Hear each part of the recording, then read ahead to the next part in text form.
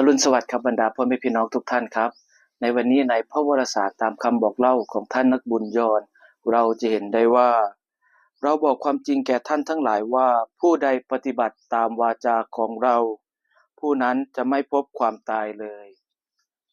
พ่อแม่พี่น้องทุกท่านครับในวันนี้ในพระวรสารพยายามเชิญชวนให้กับเราทุกคนพยายามติดตามพระสุรเสียงขององค์พระเยซูคริสต์เจ้าเอาละครับในบางครั้งการประกาศข่าวดีหรือว่าการที่ไปพูดเรื่องเกี่ยวกับพระเจ้าพระบิดาของเราเนี่ยอาจจะกระทบกระทั่งหรือว่า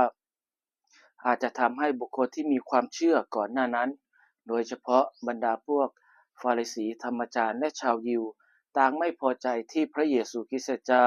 ที่พยายามตั้งตนว่าเป็นพระเจ้าหรือมากไปกว่านั้นอีกพยายามตั้งตนนั้นเป็นเหมือนกับผู้ที่ช่วยเหลือหรือว่าผู้ที่พยายามทำให้เขานั้นสับสน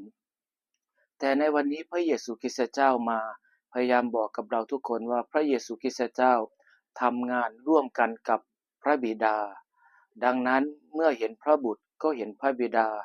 เมื่อเห็นแผนการที่พระบุตรทำก็เป็นแผนการเดียวกันกับพระบิดาเจ้าที่สถิตบนสวรรค์และทำงานร่วมกันกับพระบุตรนั่นเองแต่ในวันนี้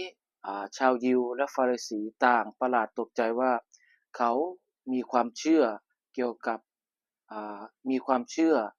กับอับราฮัมเท่านั้นโมเสสผู้ที่เป็นบิดาของเขาดังนั้นเขาถามพระเยซูคริสต์เจ้าว่าท่านยังอายุไม่ถึง50ท่านจะเห็นโมเสสเห็นอับราฮัมหรือเห็นพระเจ้าของเราได้อย่างไรมากไปกว่านั้นอีกเขาก็พยายามที่จะเอาหินทุ่มพระเยซูคริสต์เจ้าพระเยซูคริสต์เจ้าก็ได้เสด็จไปในหนทางอื่นเพราะว่าเห็นว่าชาวยิวชาวฟาริสีไม่มีความเชื่อในการที่พระเยซูคริสต์เจ้านั้นประกาศข่าวดีพ่อแม่พี่น้องทุกท่านครับการประกาศข่าวดีขององค์พระเยซูคริสต์เจ้าซึ่งในเทศกาลมหาพจน์นี้จะทำให้เรานั้นเห็นถึงแผนการของพระเจ้าทำให้เรานั้นรักพระเจ้ามากยิ่งขึ้นเมื่อเรารักพระเจ้ามากยิ่งขึ้นแล้วเราก็จะรักคนอื่นได้ง่ายขึ้นด้วยดังนั้นขอให้พระวรสารในวันนี้ช่วยเหลือเราเป็นบุคคลที่มีความคิดในด้านบวกมากยิ่งขึ้นเปิดรับความคิดของคนอื่น